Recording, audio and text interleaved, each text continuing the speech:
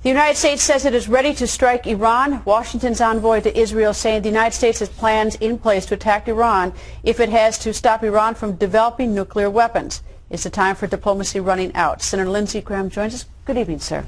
Good evening. I've heard that before. I've heard a different way, which is all options are on the table. I think the President said, or the Defense Secretary has said about Iran. But I guess the key question to me is how much time do we have?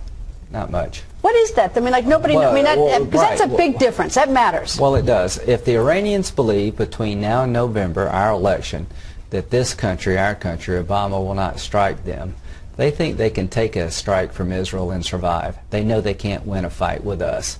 So the goal for the Obama administration is to convince the Iranians, if you don't stop enriching and come to the table and open up your program for international inspection and cease enriching uranium for weapon use, for nuclear weapon purposes, that you could be subject to a military strike by our nation, they will stop. Until they believe that, they will keep enriching uranium.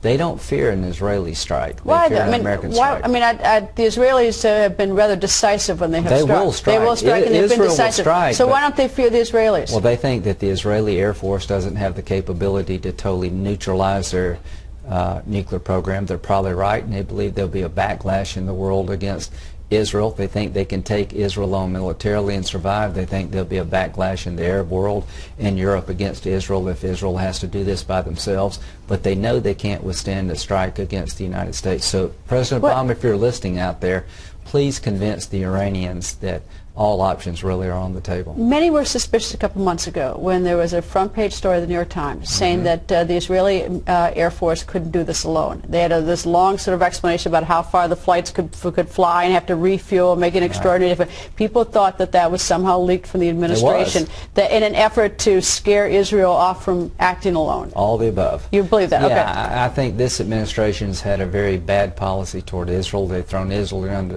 under the bus regarding the Palestinian negotiations. And leaking these stories about military capability of Israel doesn't help. We should all be focusing on Iran. Israel's not the problem. The Iranians are the problem. They're the ones who killed Americans in Iraq. They're the ones that helped Hezbollah and Hamas bring terror to the world. They're the ones that want to destroy the state of Israel and us. We should be focused on this Iranian regime, not Israel. All right, two things. One is that there's a meeting next week in Baghdad about with Iran about Tuesday in trying to decide, more discussion about stopping but we've had those discussions before. Yes, we have. Some think that all these sort of repeated meetings is just an effort to buy time for Iran so they can continue to develop, which is why I go back to the first question, how much time do we actually have? The sanctions against Iran have hurt the Iranian regime, but they haven't changed their behavior.